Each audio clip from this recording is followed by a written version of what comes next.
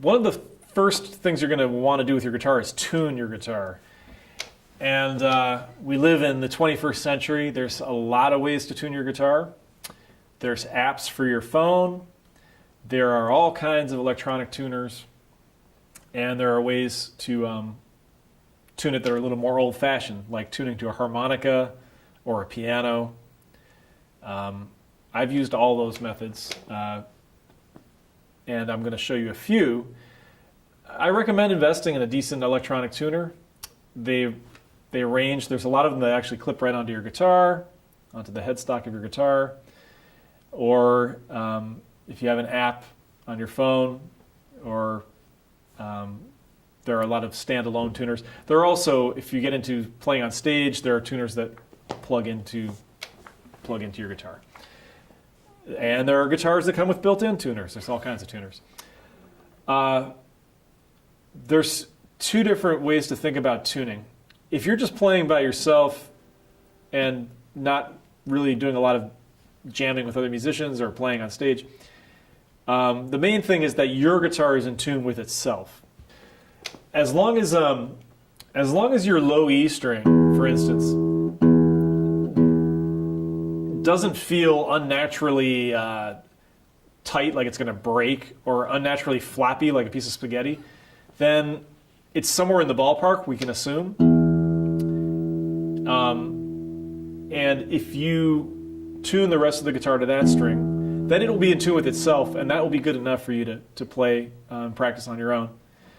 But again, there's plenty of ways to reference notes to tune to. Let's say you don't have an electronic tuner. I would recommend getting a harmonica, or if you have a keyboard or a piano in your house, you just need to find a note, say any of the open strings, E, A, D, G, B, and then use that as a reference. So let's say you find an E note on the piano. You need to try and get your E string to sound like that note on the piano. Once you have at least one string in tune, and we're going to start with the sixth string, there's a pretty good method for tuning the rest of the strings to the sixth string. And it's pretty easy to remember. What you're going to do is you're going to fret the sixth string at the fifth fret. Okay? Doesn't matter what finger you use. And that note is an A. And if you remember, the fifth string is also an A.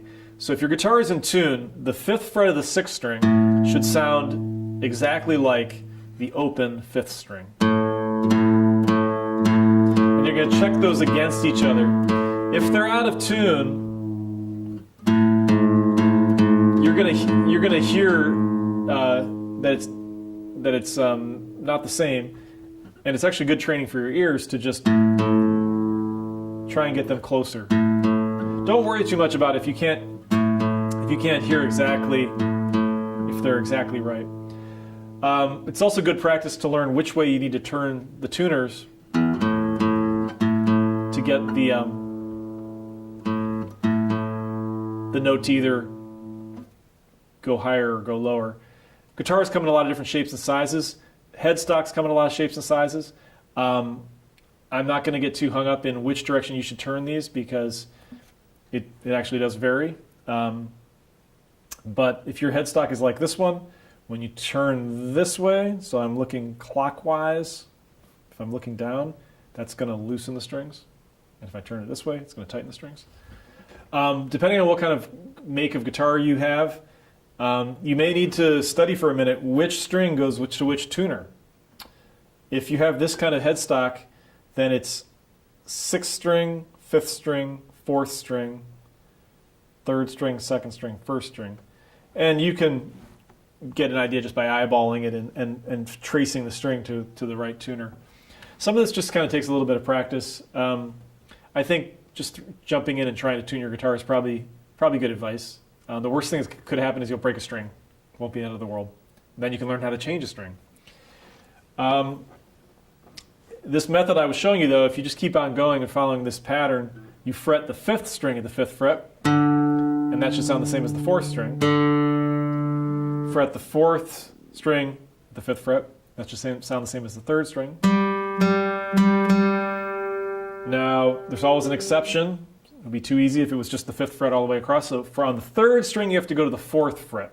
The 3rd string 4th fret should sound like the open 2nd string. And the 2nd string 5th fret, we're back to the 5th fret, should sound like the open 1st string.